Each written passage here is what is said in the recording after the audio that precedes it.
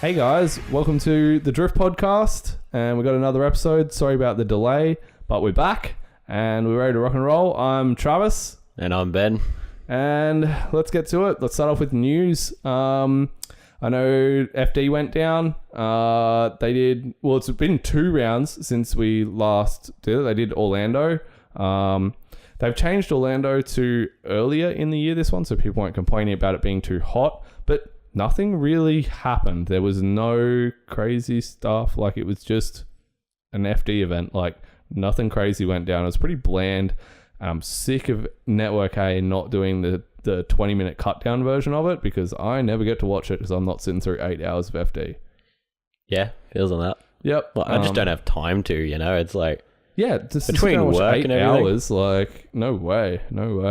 Like, maybe when I'm, like, working on the car, I can sit down and, like, watch it live, you know? But you're not really watching it then because you're working on your car. It's just kind of in the background. You watch the 10 seconds of a run and then keep working on your car. Well, that's it, yeah. You just kind of, like, you throw it up on the TV and then, you know, you hear them shouting out the run. You're like, oh, you go peek over and have a look. But yeah, that's it. But hopefully Network A starts doing the cut downs of that. Other than that, I'm not going to watch it until they do. And Atlanta. We had FD Atlanta went down. James Dean's opening run was mental. That car is fast. Oh, and I'm not sure if you watched, but they went on the Hoonigan thing not long after Long Beach as well. And that was a pretty cool episode. I'll have to go check that out. Yeah, I think I saw the thumbnail there when I was scrolling through subscriptions, but I didn't look at it. Honestly, Peter Wiechek's doing damn well this year, and he's probably the driver I'm most excited for this year. Like, I think he's really settled into that car. So, enough about FD. What else went down? Well, we had a semi-private track day down in New Zealand on the Merry track that we were talking about a few episodes back with our mate. Yep. And that looked like an awesome time. C's Garage was out there. Go-Go was out there. Just like a bunch of random dudes. Yeah, our mate Joel was even there. I watched a bit of his I was watching his Instagram story. Yeah. So it looks like a killer track, and you know, like you said, they're out there trying to make it better for the drifters. So that's that looks like a pretty cool event. Like, definitely what I'm keen to get to is just an event at that track. So yeah. Time to book some tickets. You need to not go to Japan. Yeah, I feel like I'm forgetting one. I've totally gone mind blank on the other one that I meant to say. Yeah, anyway. Oh, Driftmasters. Oh, yeah, Driftmasters. Yeah, so in the time being, the drivers have been notified and of who's going, and the pro class and the amateur class are all set. We know that Bo, what's his name with the 8.6? Bo Yates. Bo Yates, that's it. He's a pretty famous Australian driver. He's pretty up there, probably one of the most famous Australian drift drivers. Yeah, definitely. And he's competing in pro class, so that'll be interesting. Since that ADGP's gone down, he probably has nowhere to go. Yeah, so they've let him come into that. Let me go take my track car out for a bit of fun. Yeah, got to use it somewhere. And I'm not too sure. Like, I don't think it's really had a public release on the amateur drivers. I only know through some of my friends that they're driving, but I haven't heard of a public release of the amateur guys yet. But we'll see how that goes. Keep an eye out for the drivers list. It'll be interesting to see who made it. Yeah, because it's the first competition like this, and especially like being up in Queensland, it'll be there's going to be a lot of blog cars out. I'm keen. Maybe not a lot of blog drivers though. But we'll Never see. know. We'll see. I could be very surprised. So yeah, keen on that. That's in a month. We've had the DCA event went down. I think that a lot of the people who won the first event actually did really bad in the second event. So it's all up in arms. Sheetha's motor threw a rocker arm. Yeah, who won last time, and he got in someone else's car and did fairly well. But you know, being in someone else's car, you're never going to be that comfortable in it. Yeah. So, but other than that, I don't really know any of the people that made it to the podium. But no, it's good to see. You know, like, you got to take the win when you can, you know? Yeah, and I saw some stuff about that newish event in Japan that S Chassis shared a video of? The Drift Dress Up event. Yeah, it's like off memory, a once a year thing down in Makawa Sportsland. And yeah, basically you have like real flashy, stancy cars and the it's cool. Flashiest of stanciest cars. Oh yeah, like you'll see cars out there with like 10 degrees of rear camber and like credit card fitment, and they're all doing skids. So yeah, but it looks like a pretty chill event. Looks like awesome, to be honest. Yeah. So it'd be rad to go and watch. Yeah, anyway. definitely. And Lone Star Drift released their round 1 video, which was a super cool recap. Yeah, awesome I'm gonna cinematic have to watch at the front, which was actually really entertaining. The only gripe I have with Lone Star videos is they're always so long. I don't know how long that video was, but it's only 30 minutes. Oh, that's okay. No, I'm talking about like their 5 hour. Oh yeah, the Matsuri trip videos are just hectic. Yeah, they're like but crazy. his round recaps are usually only about 30 minutes. So that's fun. Yeah. What I do is like get to work and just throw it on my lunch break. So I have lunch and watch drifting. It's nice. Can't go wrong. Nice. So that was really good. Also Ryan Literal, who used to play Forza back in the day for one of the famous teams that was sponsored by Turn 10, just finished his Formula Drift build, and it looks just as sick as his previous car. Do you know if he's going into, because he's Pro 2? I think he's still in Pro 2 this year. He didn't make it into Pro 1, but the car looks sick, and if he keeps improving the way he is, he'll be in Pro 1 for sure. So I know that a lot of the guys, like, they'll stay in Pro 2 for a little bit longer as well, just to get their, like, get a bit more solid hours into it. But yeah, definitely. Yeah, cool. No, super cool car, and yeah, it looked pretty rad. I saw the photos. So. I enjoy the airbrushing on the roof. It's like makes me want to do that to my car, but I ain't hot boy enough. Yeah, definitely street cred. But yeah, speaking of video games, segue from Forza, straight into it. We're talking about drifting in video games, and it's kind of like a throwback one, because this is also to do with 90s stuff. So from where it all began to what it is now, I guess it's more of like a very short version of our ongoing series of drifting through the ages, but it's drifting through the virtual ages. Yeah. So first up, drifting games that I'm aware of, and I actually own. I own one of the first games to do with drifting, and it actually came out on the Super Nintendo, which in Japan is the Super Famicom. I think it's called the Super Nintendo in America still. It just looks different to ours. So it's called Shotoku Drift Battle. I better check because it's all written in Japanese. It's not... it is Shotoku Battle 2. And the first one was just called Shotoku Battle 1994, which obviously the year it was released. Yeah. And the second one came out in 95. I only have the second one. I couldn't find the first one. But again, you have to actually search the Japanese characters. You can't just search Shotoku in English characters. That game is so hard because the controls, like, there's no such thing as a steering wheel. Like, it's connected to a SNES. So it's just with the D-pad, and it's like big, like 8-bit blocks, and like, it's terrible. But this is where like those games began. So like this shows how infamous drifting was in Japan in the 90s. Like, we didn't hear about it at all, but they actually had video games like well before Initial D was even thought of as a concept. There's a game coming out, and the second one was actually endorsed by Kiichi Tsuchiya. So, it was a pretty big deal. Like, and that, I think, really just solidifies how big a deal he is in drifting and how long he's been in drifting. So, crazy to think that, back in 1995, he was basically everyone knew so much about drifting and about Kiichi Tsuchiya back in 95 to endorse a game by him. So, yeah, that's pretty out there, eh? Like, to think about it like 94, that. 95. Yeah, like that's early days, considering we mentioned in our last episode about the 80s was that the first ever drift competition was 89. Like, that's not long after and the fact that it's like mainstream enough that a video game comes out about it, like Yeah. No, that's pretty rare, I think. Yeah, definitely. Like, it picked up. Yeah, like it's something that exploded really quickly in Japan and became a lot more mainstream than it ever did, like as quickly in Western culture. I would say like in Western culture, maybe around like that 99, 98, it started getting more mainstream.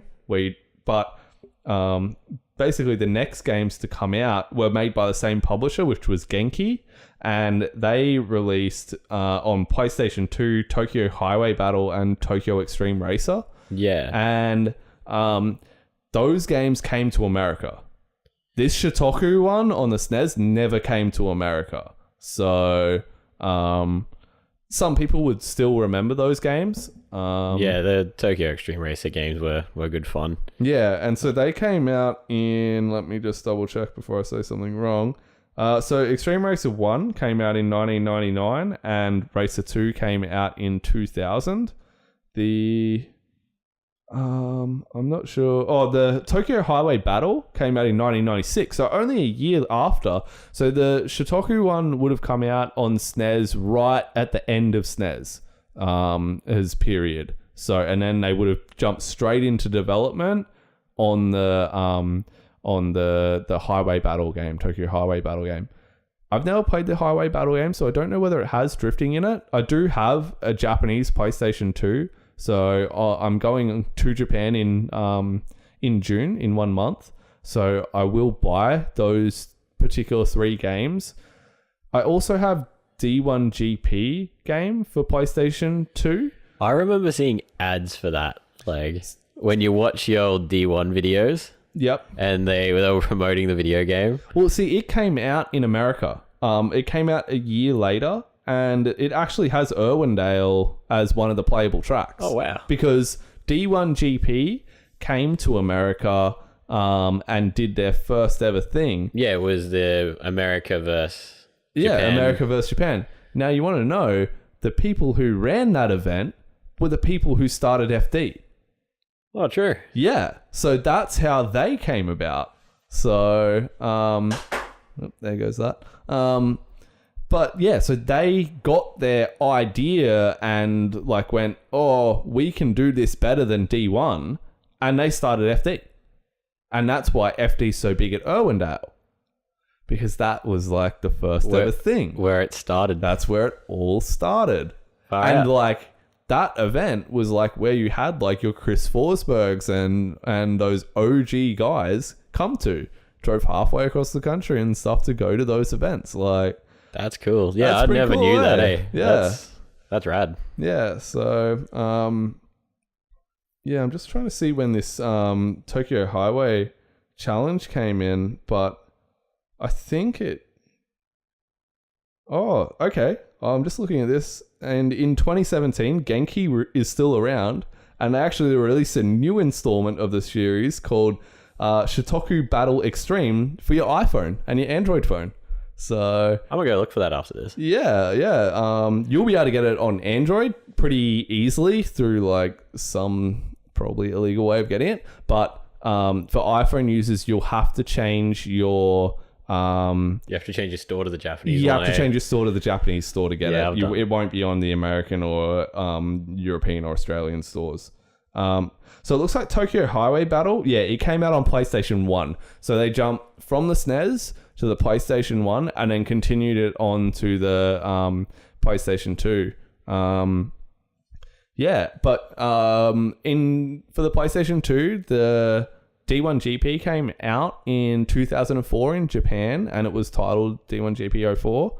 Then a ever so slightly better version came out in 05, and that was it was just called the 05 version, and that came out in Japan and America. True.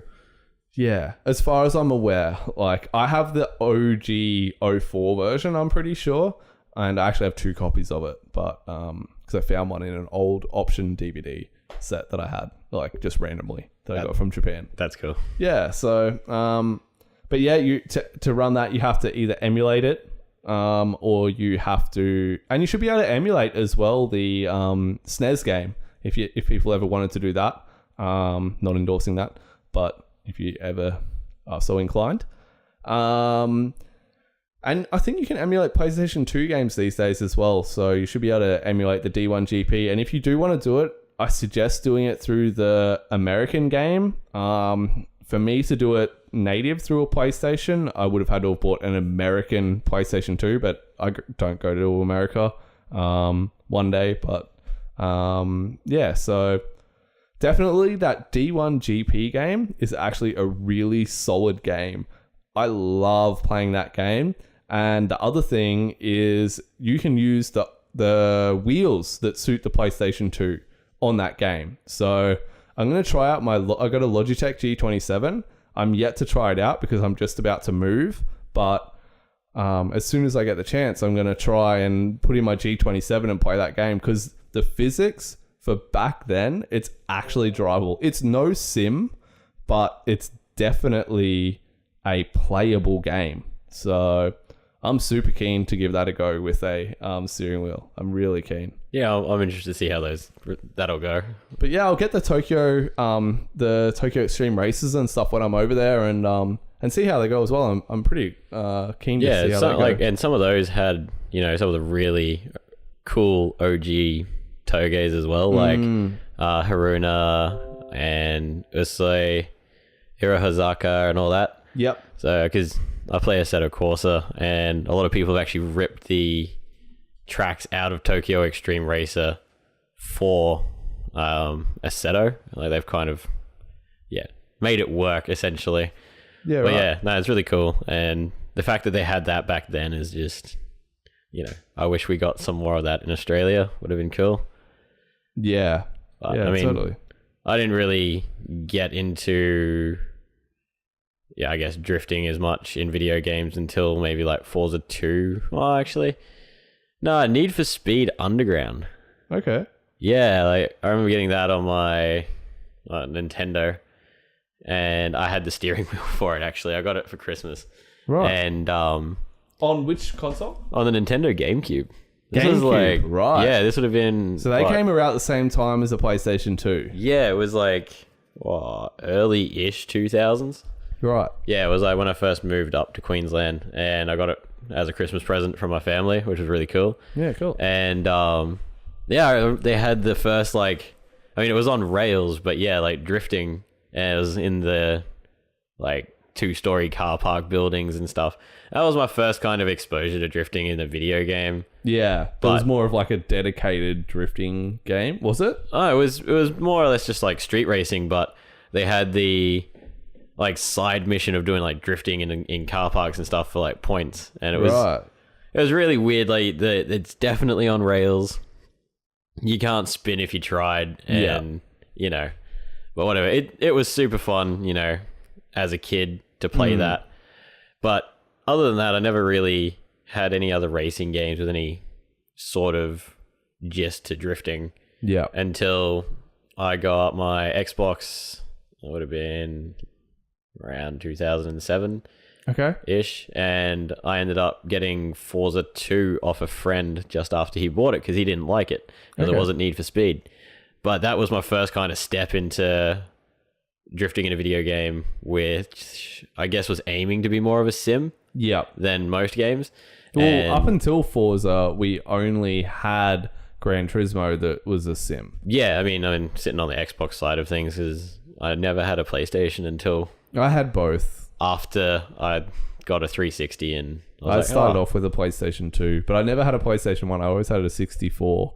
And I love my 64. Unfortunately, there's no drifting games on the 64, unless you count Mario Kart. I was about to say, unless you count Mario Kart with the whole press the right trigger to slide through the corner. Yeah. I think that was probably a lot of people's first instance of drifting. But the other game that's super interesting with drifting, so you had your original Need for Speed Underground. Yeah. Now that was OG Hot Boy. You had neons. You had them bling rims, and it was right around a Fast and the Furious just really taking off. That was definitely, you could live your Fast and the Furious dream out yes. in that game, and I definitely did. I still rate Underground 1 as like one of my all-time favorite games. Like 100%. there was something it had. Like It was I just everything. The music, the game, the style, everything. Dum dum dum. Yeah, that soundtrack, man. Oh, that'll stick with you forever. But then they brought out Underground 2, but Underground 2 actually had drifting in it. It was crap, but they had it. True. I did have Underground 2, I just never played it as much. Yeah, see, it was like the free roam version of Underground 1. Yeah. So, but among the Need for Speed series, we got our first proper track day game. That was Pro Street. Now, did you ever play Pro Street? Oh, yeah. Okay, Pro Street came out, though, I think after It was Forza 2. late.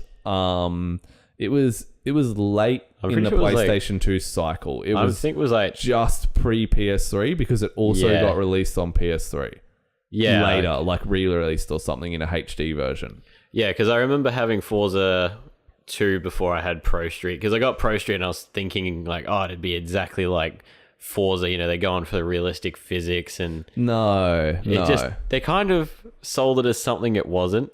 But in saying that, the graphics and the cars and what you could do to the cars in that game was actually pretty good. Yeah. Like, you get drag tires and the wheel selection was cool.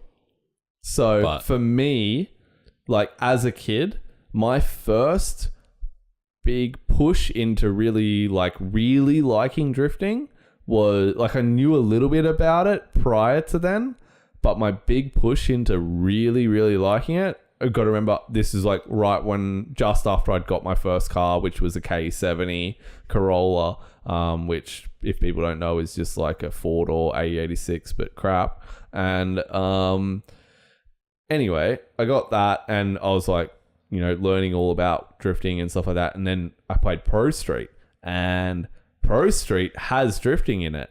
Now, me and my friend, we sunk hundreds of hours into Pro Street. Like, but we were doing everything. We were doing the drags, we were doing the wheelie competitions. They were probably our funnest.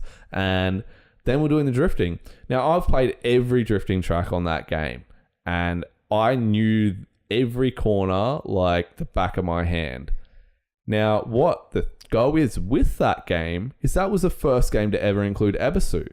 Yeah. Apart from D1 GP game did include a couple of the Ebisu tracks, but not like first how mainstream game. Yeah. Not like how the Pro Street had Ebisu. Like it has Toge track. It has does it have Minami? I can't remember. It had I don't know if it was Minami or not, because I think Need for Speed Shift had Minami.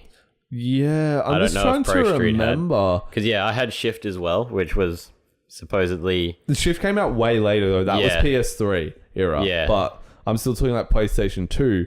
But I think it did have Minami. I seem to remember it having Minami, or maybe it I'm going to was plug my 360 in and check now. Higashi or one of the two. Yeah. Anyway, it had at least 2 tracks from Ebisu. And like when I didn't even realize this until my first ever trip to Ebisu. And I'm like, I've been on this somewhere. Like, where have I been on Toge track? Like, why do I know this track? And I'm like thinking about it, and I'm like, I know this, like the first left-hander as you enter Toge track. I'm like, where have I seen this before? Straight from Pro Street. I'm like, oh my god, I like was like prepping my whole childhood for this day. Like, but yeah, so Pro Street now. Little bit of possible news about Pro Street. Guess what might be being announced at E3, which is for everyone Entertainment 3. That's where they announced like all of the new games. Supposedly, don't take it as like word for word, but supposedly with all the rumors I've been hearing, we're getting a Pro Street 2. Whoa, that would be awesome. Doing HD wheelie comps. Yes. As long as I can still wheelie the whole Here's street in another my bit of full trivia interior for you. Supra. Here's another bit of trivia for you for Pro Street. You want to know who the commentator guy for Pro Street was? Who did like, you know, like The whole like narration for the whole thing, Yeah, and, basically. it's like, and he's like the DJ, and he like Yeah. talks over it. You know who that is? No. That's the commentator from FD. Oh wow. Yeah, Jared Deander. Yeah. There you go. Like, that's how legit these games were, man, and how like little things you just don't realize until you actually look back. But yeah, that's Jared Deander over the microphone. I forget what your name was in oh, that's a train, don't mind that. It's just going past. I forgot to shut the window. Yeah, so I forget what the character's name was in... Wasn't it like Ryan or something? Yeah, it was something like Ryan. Let's just say it's Ryan. And he'd be like, here's Ryan. He just won his first round of drift. Yeah. Now yeah. we're on to the time attack. You know, and that was Jared Deander. So, because that came out... Yeah, that would have been like maybe 3 or 4 years after FD started. So... Jared it would have was been doing gaining all that. popularity and all that, yeah. I'm not 100% sure if Jared did the actual commentating for the D1 event, and if that was the first one he went to, or if he did just FD. But even still, there you go. He's in Pro Street. That's the guy who you had yelling at you and was like talking you up all through Pro Street as you finished a race. So that's a bit of an interesting one. That's cool as. Yeah. Okay. So yeah. After Pro Street, they had released crap games for Need for Speed until Shift. It was like... Actually, Most Wanted was awesome, but it had nothing to do with drifting. Yeah, but that was like in between... Oh, was it before Pro Street or after? Most Wanted was after. I think that was their first one they released on PS3. I thought I had it on PS2. Because I never had a PS3 until... Doesn't matter, it didn't have drifting, it's not relevant. Still do drifting in it. Most Wanted was like the best Need for Speed game. It was the best Need for Speed game ever. Came out on like PS2 late area. Like Underground it was either late PS2 to early PS3. So yeah, around that 08, 09 type. That was cool. I loved it. That was good. Yeah. Yeah, for sure.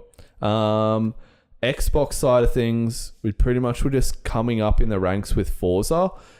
Forza 3 was on the 360. Yeah, Forza 3, that was like... Well, actually, we should talk about Gran Turismo. That was still fun. Yeah, let's bring up Gran Turismo, because that was still before Forza. Yeah, so let's go back a little bit. Way back to PlayStation 1 now. Yeah. Gran Turismo, go for gold, because that thing had Chaser, JZX 100s. I played Gran Turismo 1 way before I got into drifting, before I knew what those cars were. Yeah. Like, I wouldn't have had a clue. All I know is I saw it, like, this is the thing, I've had this thing for 8.6s since before I even knew what they were, and I saw an 8.6, I was like, that looks really cool, I just drove that. That looks like an ugly little hatchback. Yeah, you know, that I was like... fall in love with and buy one day and waste a lot of money on. Waste a lot of money, yeah. It makes a lot of noise and doesn't go anywhere.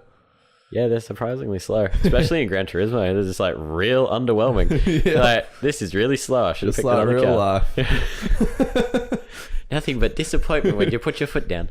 I remember when I drove your NA one, after hopping straight out of my turbo one, and I'm like, when's the boost come in? Like, where's the power?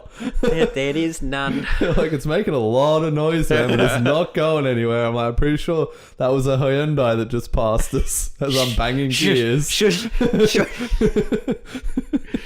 It's all right for what it is. Back to PlayStation 1. Back to PlayStation 1. So, I played it at my friend's house. Because at the time I had a 64, but my friend across the road had a PS1. So right. He had Gran Turismo, and that was actually so much fun. I remember just trying to like play split screen, and you'd be always trying to like block them to see the the bottom of the screen. Kids these days have no idea about what split screen is. Man. Oh yeah. You know, like it was so good, and yeah, like that was my first exposure to like Japanese cars in general, and I didn't even know what the 8.6 was. Like I thought it was like Toronto or something, and I kept finding Hollands later, and I was like, nah, it's not a Toronto, it doesn't look like that, it's a hatchback and it's Japanese, it's slow. But yeah, Gran Turismo fun was like just good fun, especially to play with friends, like split screen and so my first entrant, I was late to the party with Gran Turismo, but I got GT4. So my biggest memories of that game is buying the secondhand cars.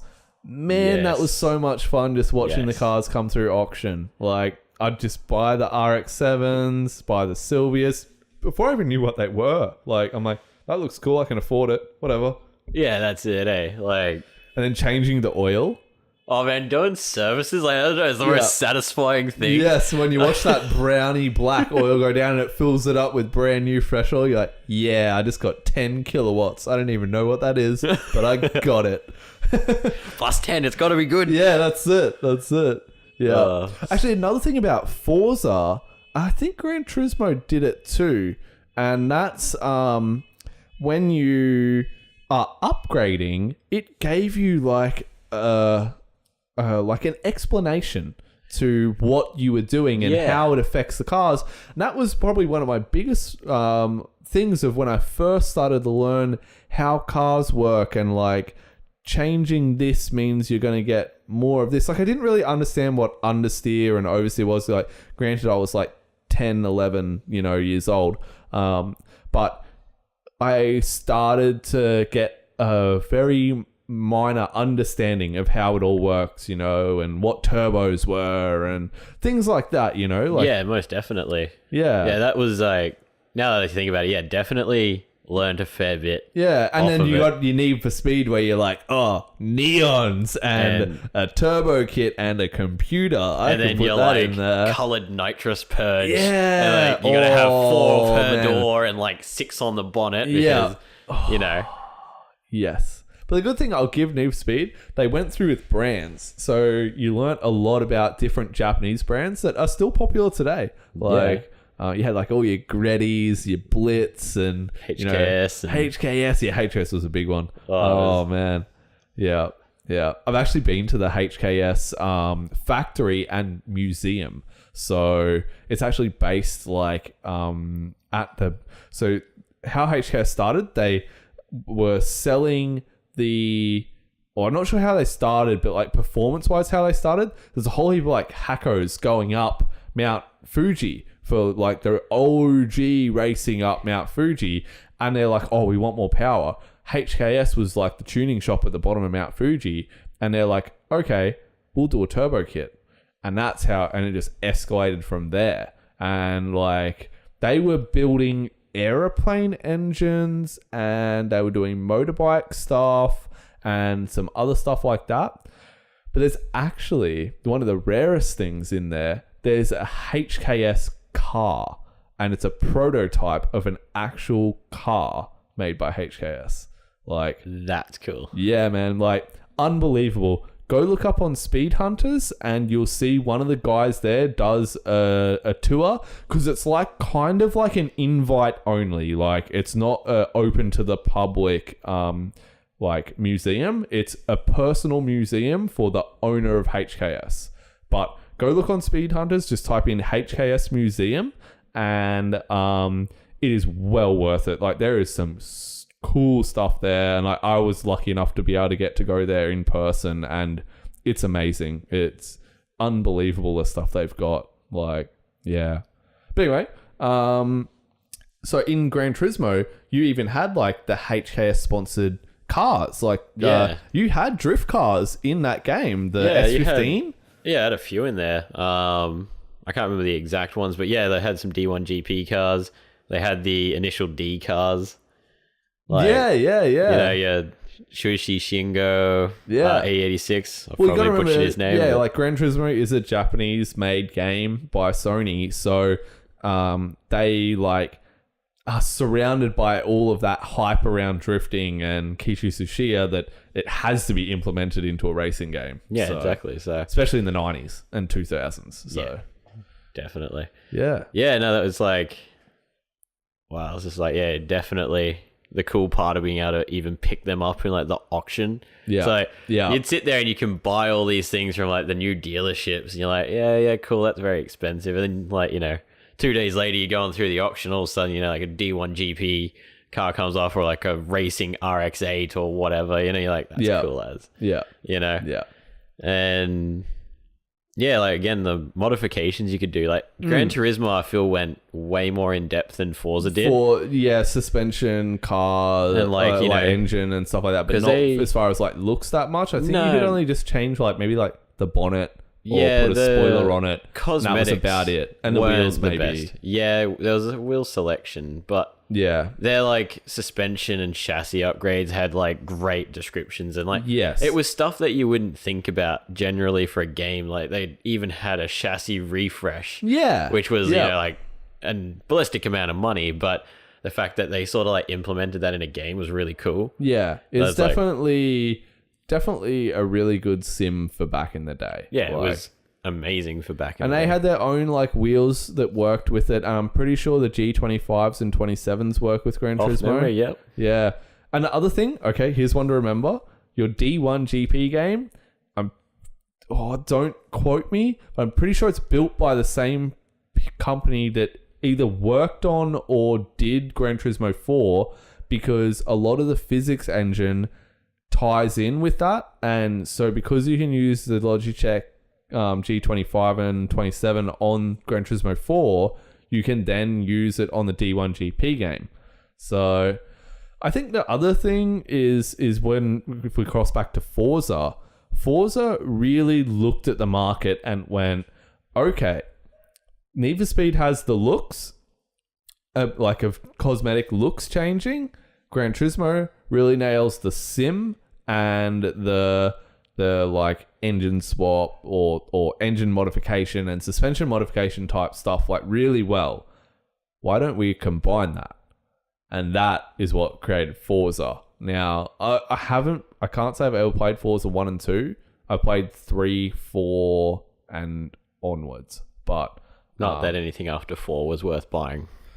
now. No, I'll fight. Horizons isn't too bad, but it's not a sim. No, It's- Horizon's good fun if you're just out to Yeah. muck around with mates. But no, like, I really enjoyed the Forza series. Like, I was in the hype of Forza 3 back when it first came out, you know, and we'd have full servers, because they had, like, the community lobbies. Yep. So you could make your own lobby and just put it up as a public thing so anyone could join. Yep.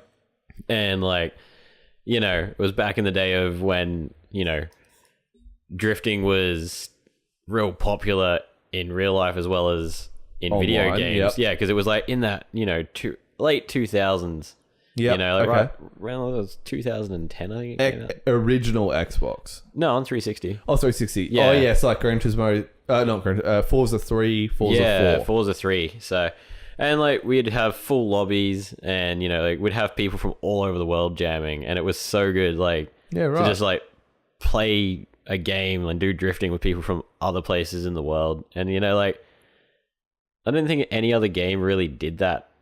So I back never then. had that online Online. gaming because I was stuck out in the sticks. You know, I'm a country kid, so we didn't have like broadband until people already had stuff way better than broadband. So Yeah. like, yeah. So, online gaming was never a thing for me. I never got to experience that. So you're probably more on Yeah, that see, that front. was like the big thing for Forza was like, because I've always had like Need for Speeds and stuff, but I played all the single player stuff. So getting Forza 2, like, I know I didn't get it when it first came out. I got it close-ish to, but yeah, I like started getting into it. I didn't really know how to drift or what to do. I was just kind of like stepping it out at exits of corners. And, Yeah. you know, I happened by chance to win a steering wheel for the Xbox. And that's when I really started getting into it, because I was able to like move the steering wheel around and it'd be, you know, a little bit more real, I guess. Yeah. And, you know, I met a few people online in Forza 2 and that carried over to Forza 3. And that's when we started like the whole online team thing. And there was like forums and Yeah. drift battles, and like we'd have Or full forums. teams. Though we could talk about a whole episode of forums. Oh, you know. Anyway, yeah. But yeah, you know, like the whole Forza forums thing, and we had, you know, FMDL, which was like essentially Forza Motorsport Drift League, which was basically the base rules of Formula Drift to just cap the horsepower, because you could obviously just pump horsepower out of a car like crazy Yeah. in Forza. So what was the go with that? So basically you had to have, like, you weren't allowed race tires. you'd have less than 650 horsepower, but you'd open to drive any car you want as long as it was rear-wheel drive or rear-wheel drive swapped. And you'd have usually teams of 3, and you'd have same rules as D1 or Formula Drift. You've got a lead and a chase, and you're judged on that. Like, you'd have to find people to judge for you, but they'd give you a score out of like 10, and if it was one more time, you'd have your one more time battle and everything. So like it got pretty hectic. So and we all made up different sections out of tracks. So we like turn off the wrong way indicator so you could go backwards on tracks and make your own drift sections. Like you'd be using some of the pit entry on one track, or you'd be cutting off off the road and going down an exit road on one other track. It was just it was really interesting, and it was a great community to be a part of, I guess, when it first came out. And it just kind of all went away with the later Forzas because they took out your public lobbies and stuff like that. It kind of made it they tried to aim it more at drift points, but that's not what all of us are in there for. Like, no one's really I guess like anyone that's like us would rather be in there having fun with friends doing tandems than trying to get drift points. So that's where some of the newer Forzas I feel like dropped off for me. But when you put a number, you can't put a it's so hard. Like, I couldn't be a drift judge. It's so hard to put a number to style and stuff like that, like, which is so much what drifting is about. And that's why I don't really agree with D1's drift box, because you can't calculate drifting with a computer. So no. You use it as an aid, but not as a calculator. Yeah, that's it. Anyway, that's a whole other thing. Moving on from past 360. So you're into PS4, computer, or was there anything previous with computer games? Like, what were early stuff that was like maybe computer only? When R Factor came out, because that was one of the more original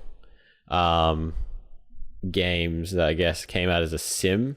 Yes, so that was like meant to be that first ever one that was like marketed as like a fully customizable sim, and like it's meant to be they supported mods and everything like that. I'm not sure when it first came out, but that was probably one of the earlier PC games, because people were able to make mods for it, and that's, I'd still even say it's one of the biggest online drift community things, just mod wise. Well, actually, its initial release was 2005. Far out. But did it get mainstream? Maybe not until like late for racing. It's 2000s. Been like up there for actual proper racing. Drifting sort of came a bit later, I think, when modding cars or making cars as mods became a bit more common. Because obviously, like, you're looking at cars that are all built by just people like you and me. Like, everyday run-of-the-mill people. Like, it's not built by the game company. They didn't do it. It's all done by just your average person. That's, a lot of work goes into it. I looked into it because I was like, I'd love to learn how to make a car, but there's a lot that goes into that. And, like, a lot of respect for those people. And building the tracks and stuff like that. Building the tracks and everything, like, a lot of work goes into it. And I know. The only gripes I have with, like, as I drive those Ebisu tracks, even on like Assetto, they're just not the correct. Thing with the Assetto ones is that they're ripped off Need for Speed Shift. So really, a lot of them will probably be either slightly out of proportion, like either too big or too small, because they were just pulled off another video game. So they're not actually built to the scale of Assetto Corsa. Right. Which is the same issue that we had with those tracks when they were in R Factor, because I played R Factor probably starting around 2011, 2012. Which I think, would have been around the times where it started getting a bit more traction. And like Ebisu was a big thing. And they made a good, like, Minami's good. They finally nailed that one. Like, the jump, the wall. It's not, though. It's no, like, actually being there. Well, yeah, okay, it's a lot steeper than what it is in that video game, and as well, like, other parts of it are different. So it's not perfect. It's close, but it's not perfect. Actually, the new Touge version for Assetto, that the V2 or whatever it is, that's actually pretty close. Like, Yeah. I'll give him that. That one's actually pretty close. Someone who's actually driven that in real life has gone and made that or changed it. Updated it. Yeah, I do enjoy that one. But yeah, so R Factor was where I started with it, and you know, it had a lot of cool cars, like Hot Boy stuff, and that was sick, you know. And I was actually just playing on a Xbox 360 controller with a USB adapter for the most part. Yeah. Until I got back to Australia and actually fixed up my computer and bought the G27. Yep. But yeah, no, that was cool. Lots of cool tracks. So you've got, you know, your Yokohama Dockyards and your Ebisu, Yep. Nikko Circuit, Meihan, all those cool tracks. Like all the tracks you dream about going to Japan to drive. Yeah. You can essentially just get in And that's a the PC game. accessibility point of it all too. Like, Yeah, you know, it's like that's the other step up from playing like a racing game on a console is you can actually get stuff for R Factor or Assetto, and you know, like you can drive different Toge's. Like I know Forza had Fujimi Kaido, and that was really good fun. Like I had hours of fun. We like which is the like that downhill initial D style. their big mountain track that was on Forza, like 4. It ended on 4. It didn't come to 5. it was on 3 and 4. Yeah. So actually Forza 1, interestingly enough, had the original Fujimi Kaido, Right. and that is still by far my favorite one because they had the original in Forza 3 and Forza 4, but it wasn't the same. Okay. Like they changed the bottom half of the track to meet the end of the new one. So As a circuit.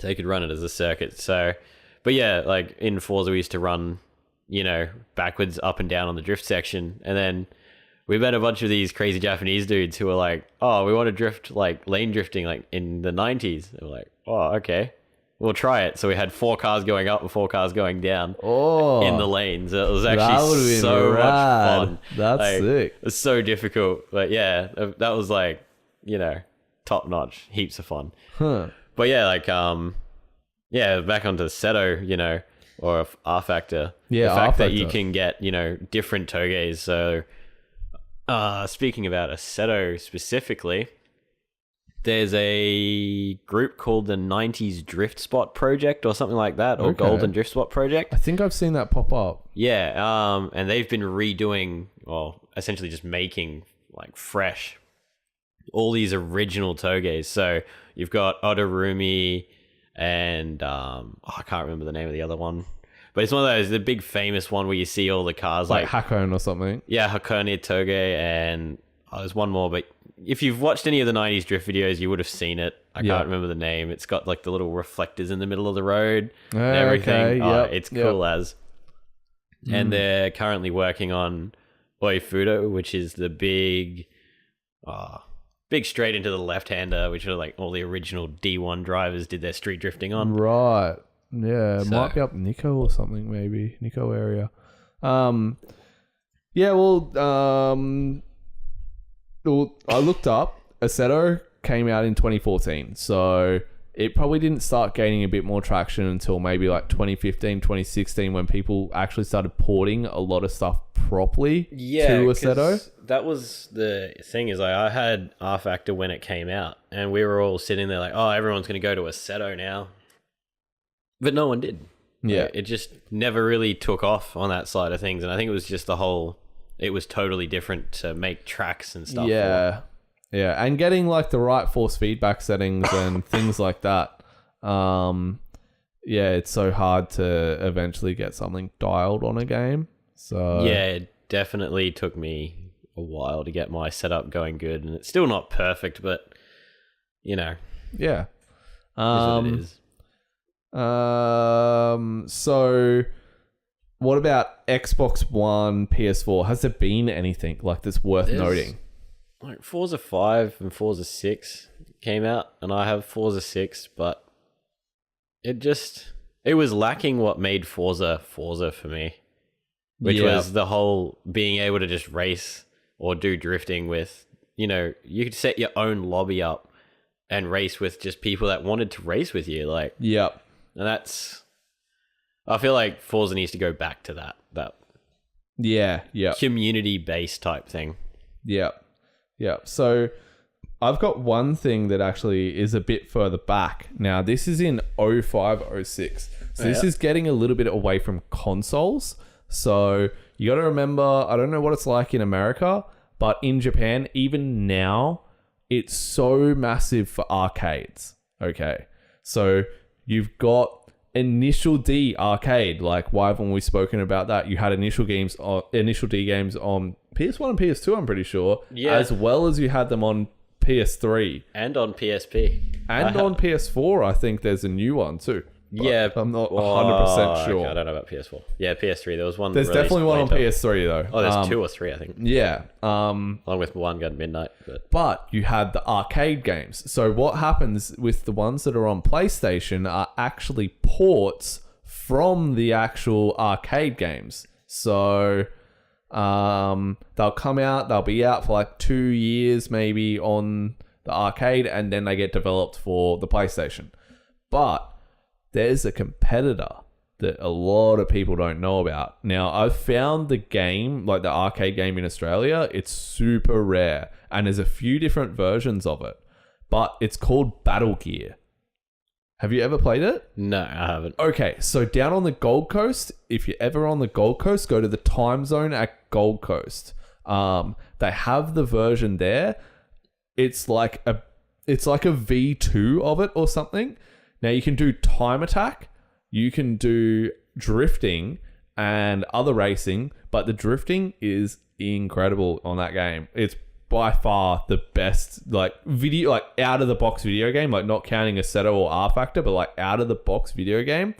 Full-on handbrake setup on it. All these awesome tracks, tandem, because you're doing it with the person right next to you on the other one. That's cool. And it's legit. Like, it's legit. And yeah, I've found one at the Gold Coast time zone.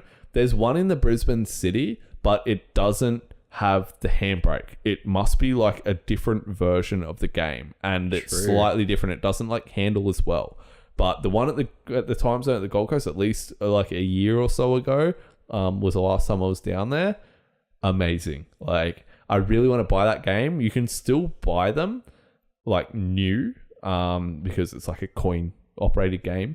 And they're made by Taito or Taito. I'm not sure how you pronounce it. And they're about $3,500 to $4,000 for the whole setup. But one day I'm gonna have that game. But Battle Gear 4, I'm just looking. It was released in 2005. And it was the 5th version of that game. Now, if you just give me a second, they also released, I think it's like 5DX. I'm pretty sure that Battle Gear 5DX is the version that you need to look out for. The biggest thing is you have to look for the one with the, or is it tuned? Oh, I don't know. There's tuned 3DX or 5DX. There it is. Oh no, 5DX is One Game Midnight. So that's another game as well that came out in the arcade, and that was a big one against it, but it didn't have drifting. It was just an it was racing on. It was just a racing game. Highway, yeah. No, it's Battle Gear 4 tuned or something. Anyway, I'll find out, and yeah, it's what is it? No, I can't find it. Battle Gear 4 saw adding of American and European cars, it said, but it's a Battle Gear... Oh, latest release. Okay, here it is. The latest release is Battle Gear 4 Tuned, which only came out in 06, but you can still find that today, even in certain arcades in Japan. And yeah, that one down the Gold Coast has it. Battle Gear 4 Tuned, you wouldn't expect it. Game's amazing. Came out in 2006. Like, that's old, man. Like, that's around the same time when that D1 GP game came out, and this game is like better than that. Like, that's having a fully functioning handbrake next to you and like gear selector, and oh man, and it's so early 2000s, like styling too, but damn, that game's cool. I love that game so much. I'll pay $3,500 for that game. Like, yeah, it'd be a nice garage on it. Oh have it yeah, sitting in man. the corner there. Could literally, like, that's one of those games like that I could use as a simulator and like as like another version of like Assetto, like, and just get rid of everything and just play that game like 24 hours a day. Like, it's amazing. But I'm sure someone else is going to hop on it and be like, this is shit. So, What, Trav, what are you talking yeah, about? what are you talking about, Trav? This is shit. But I love that game. I love that game. The specific version that I played at the Gold Coast anyway. But can you think of any other arcade games? I know, like, Initial D, I've done the one in Odaiba in Japan, and that's where you actually hop into a real Yeah, I was going to say, life is that the one in the real car? A86. Yeah. You know, that was my first time ever hopping into a A86. Like, So you didn't just do what I did and just blindly jump into buying one? no, so my first time that I hopped in an A86 ever was in that one. Then after hopping in that and doing like, so basically if people don't know, it's on hydraulics and the car like moves and you're sitting in it, but it's a legitimate A86 and they've got a legitimate RX-7 FD, the yellow one, yep. and they've got the Impreza as well there, the 2-door 22B Impreza, love them. that's just been like bolted to this hydraulics assembly, and that's at the Odaiba Sega. If you look up Sega Odaiba, it's like this massive arcade. It's even got an indoor roller coaster, and it's awesome. But yeah, sitting in that A86 in that game, that Initial D game, was my first ever one, and I was like mind blown. I'm like, I'm going home and I'm selling my JZX 100 to get an A86, and I did. I literally had one a month later. So yeah, Nice. yeah, Nice. but that's a cool game. Initial D is not too bad, but you're on rails. It's the people that are really good at it make it look really good, but it's just an arcade game. Like it's not a sim. Like, Definitely you not. can just jump on and have fun though. I had one version on my PSP, and that was like Yeah. rad fun. Like when you're traveling, like you don't need something that's a crazy sim. You just Yeah. enjoy it, you know. It's like, Yeah, but totally. yeah, barreling it at like 200 k's an hour downhill and still making the turn is not. So not I a know sim. that like when you come to the Xbox One and stuff, people are playing Forza Horizon a lot. There's big stuff for drifting in Forza Horizon. Yeah. For like general people, like Yeah, I mean that's it. Like it's got the your drift it's points and stuff. accessible for people, like who are general getting into drifting or young kids that can't afford a drift car. But I know in Forza 7, they're doing like a virtual drifting championship. Oh, true. I've heard a little bit about it. I don't know too much, but it's meant to be like, I'm pretty sure it's in Forza. I could be totally wrong. It could be in Assetto, but there's going to be a virtual drifting championship. So I'm keen to check a little bit of that out and see what the go is with that and see if it's legit or not. But yeah, I think that'd be interesting. If someone goes in and sets up like a proper virtual drifting championship.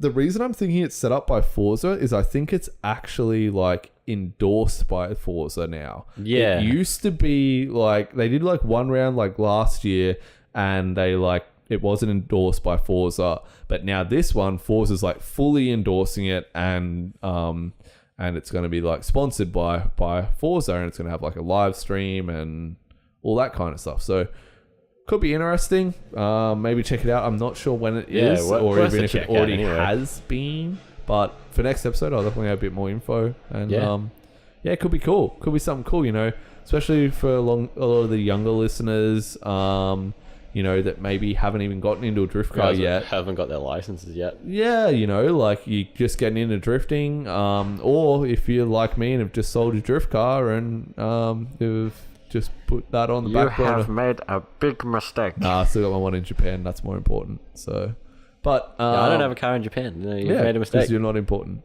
But ouch, ouch. Yeah, Japan life's real. But moving on then, Assetto. So the reason we kind of brought this up between each other is because I've just gone out and bought a G27 and the next level simulator seat thing, cockpit. So yeah, full sim rig. I bought it all secondhand, and like realistically, this owes me. You pretty much anyone in Australia can pick this up secondhand, this setup for maybe about 300, 350. It owes me a little bit less because I actually swapped like a RC drift car for it essentially.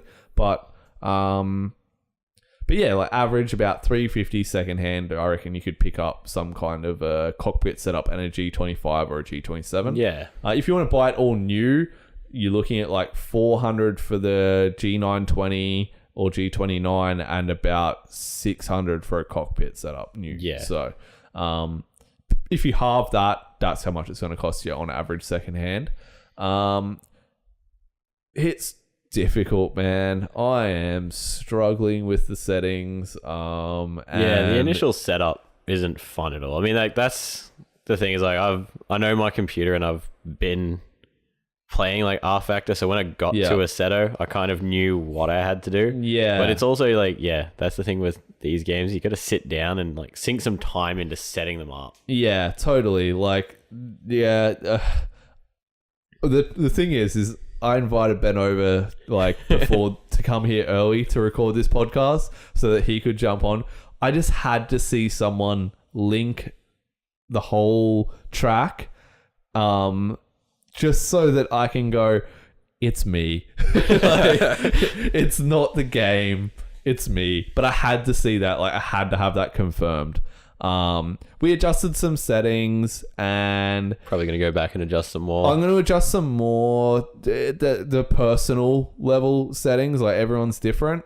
But honestly, I think a lot of it's just me. Like, it might be a simulator, but it's not a drift simulator. It doesn't feel like a real car. Like, as much as anyone who's been playing it for 2 or 3 years and has the experience will say, it feels great, you know? Like, I can totally drift in this game. It's got, like, aspects of drifting, you know? Like, you've got but it's not a real drift car. It doesn't actually do exactly what a real drift car does. And that's exactly why, like, if I'm going drifting in my actual car, I don't like playing Assetto Corsa or rFactor like just before it. Like, that day I won't touch it because like I'll get in the car and I'll feel, you know, like, I guess Gumby is the right word, because like your steering wheel's much smaller in a sim and like your force feedback it's like, yes, it has sort of the same idea behind it, but it's nothing like jumping in your actual car, which, you know,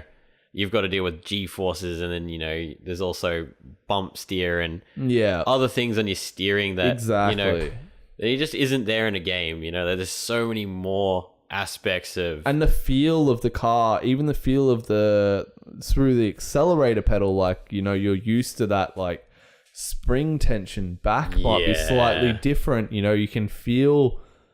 It's such a lame thing to say, but like, you can actually feel the engine through the accelerator pedal. Like, exactly. It is like an actual feeling. There is feeling. You don't get any of that through Assetto. Like, but I'll get there. Like, I can already like link, like, I can drift a corner. Yeah, well, once you get it more set up and, you know, when you get more comfortable with it, you enjoy it a lot more. And then when you jump in and do tandems, it's so much more fun. So. Yeah, it's just something I had to have someone else who is decent enough with the game to come over and go, it works. You know, like, it's not the game, it's you. So we mucked around with it. We got it running a lot better, and I hopped on it for like 2 minutes after we mucked around with it, and he and Ben gave it a go, and I could see myself getting used to it with those settings. So I'll see how it goes, and, you know, maybe by the next time won't be by the next podcast because I'm moving, but by the time I get back from Korea, I'll be doing like a solid bit of driving on that game, and maybe by about mid-year I might be, or like a bit after, like maybe end of July, I should be hopefully able to just jump on and play online with some of the guys. So yeah, it'll be keen. I think this is a game that is back, like, it goes through peaks in rising in drift popularity. I'm seeing so many people right now that are in the same boat as me that are going out and buying a sim setup. Like, I know at least 3 other people that are. So it seems to be something like maybe every year or 2 years that everyone's like gets to mid-year and they're like, I'm going to do a sim and I'm going to be really good at it. And then they get it and they're like, this is crap. I can't drift for shit. like, it's the whole like, my real car costs too much money. I'm going to go spend $1,000 on something that doesn't cost me money continually. yeah, that's the one. Or, oh, my real car just broke. I'm going to totally distract myself and buy a simulator so that I don't have to spend money on it. But I think with this game, with Assetto, it's like people that can play guitar playing Guitar Hero. Like, anyone I know who can play guitar cannot play Guitar Hero for shit because everything's that second out on a Guitar Hero game. I'm sure there's people out there who are great at both, but me, no. So, like, I think a very similar thing is with Assetto. Like, you're expecting it to do something that your car does, and it just doesn't do it, and you're like, it's God damn not it, just quite do the it. same, yeah. Yeah. But I think I'll get used to it, and I think you'll really enjoy it once you get into it a bit more. Yeah. But yeah, we'll see how it goes. Well, can you think of any other games that are even like, or let's just do like a 2-minute segment on any other notable racing games that we've left off the list that you can think of? Is there anything? One Game Midnight. Yeah, we got to mention it. We mentioned it a little bit. That's a great game. I know people who have sunk hundreds of dollars into that game at the arcade. But, I can't. Yeah, Grid was a good game. Grid was a good game. It had drifting in it. Grid 1 and 2.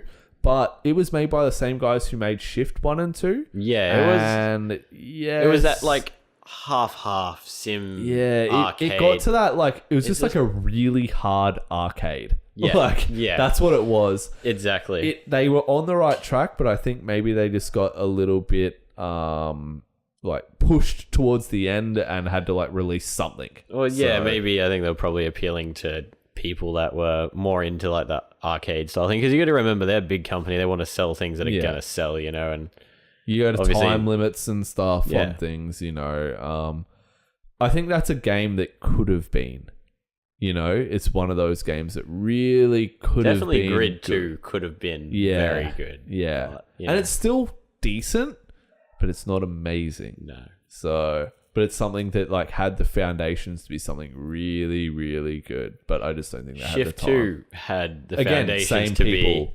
very good. Like they had amazing modification aspects and everything, but just couldn't back it up. The tracks. The tracks were good. Yep. Graphics were good. They just needed the physics to back it up, but they just didn't come through. Any other notable mentions? There's a game on the top of my head I can't remember the name of right now. Hot Import Tuna game? Import Tuna Challenge. Yeah. Yes, that was like one of my favorite games. Like nothing to do with drifting, but it was like Japanese highway racing. And you had the Midnight Club games on the PlayStation. Yeah, and it's like, you could get your big body Toyota sedan. You could do VIP things like Junction Produce Kit. That's big right. chromies. I'm gonna have to get that game. Yeah, like PlayStation 2, Xbox 360. I have it. If you want to borrow it. Okay, well, there we go. But yeah, I had that, and it's just so much fun. Like you get RX-7s, and you just go like full time attack. Get Aria Memia kits, like wide bodies. Man, it's so cool. Okay. You could even change your headlights and everything. Like it's just ridiculous. Get your custom gauges on your dashboard, little mirror emblem things. Oh, it was cool. That's sick. Yeah, I'll have to give that a go. Relive my Rice dreams. Yeah, please do. Yeah, it's cool. Plus, like racing around on the C1 loop is just so much fun. Yeah. Totally. Well, I think that's about it. Yeah. And there's another train going by as per usual, but that's not going to happen in like a week because I'm moving, so we're going to be set up not near a train line. And well, I think today's been a record. There's like 3 trains that's gone past. Yeah, and no kitsunes come in to annoy us either, which is my dog if people don't know. But so I apologize. I'm going to be in 1 month. I'm going to be overseas. I don't know what we're going to do, but it's up in the arms. Trav's going to do live vlogs from overseas. Well, I'm going to be in Korea, but I'm also going to be in Japan. Now, potentially, I'm going to be at a Drift Muscle event up in Sendai for that and hanging out with a team. They are a really cool team. Like last year when I was in Japan, they gave me people already heard of them, like Saito Roll Cage. So there's a couple of like cars in America that are running like Saito Roll Cages and stuff that I've seen on YouTube, and they're like, oh, what's this? But yeah, Saito Roll Cage, they're a pretty cool company. So hopefully, fingers crossed, I get to hang out with those guys. So that's what I'm aiming for. With Jay, who was on one of the previous episodes. He helps them out. So potentially, I might do a bit of live streaming from there. Very cool. Yeah. So yeah, throughout June, we might be a little bit stuck for episodes. I'm gonna try and get an episode done before I go. But then we might not get one done in June. So apologies in advance. We'll see how we go. Play it by ear. And but if not, I should be doing some live streaming, and I'll do some live streaming just of even if I'm in an up garage or something like that. Hopefully people want to see cool stuff like that. I'm really hoping I even get to find some cool drifting in Korea. So there is drift leagues in Korea. There is drifting competitions. I don't know what's going to be on when I'm there. I speak a little bit of Korean and I can read and write Korean, but it's really hard to search for because nothing runs through Google. So yeah. But I'll see what I can do when I'm over there. Hopefully I can find something, and that'd be really cool if I can get some info on some drifting in Korea. So yeah, I think we'll wrap it up with that. And you guys, yeah, for sure can check us out on YouTube. We hopefully when I come back from Japan, we're going to start doing videos. So, and then after we get settled doing a video version of the podcast, we're going to be doing live. So look forward to that towards the end of the year. And you can find us on like Podcast Addict and any of the major podcasting apps, especially iTunes is probably the most popular. And yeah, check us out, and check us out on Facebook. Just type The Drift Podcast, and on Instagram the same, The Drift Podcast will both pop up for that. Definitely give us a follow. We need more followers. We need you guys telling us what you want to hear about, and give us news from your country. Like, we want to hear about it. And the world wants to hear about it. So news and whatever's going on. Yeah, some cool drift builds or some upcoming drivers or some events to watch. We need to know about it. So let us know. Give us a like, give us a follow, and we'll go from there. And if you got any, if you want to send us a message, send us a message. We'll always answer. So, all right, we're done. Have a good one. Thanks for listening. Thanks. Bye.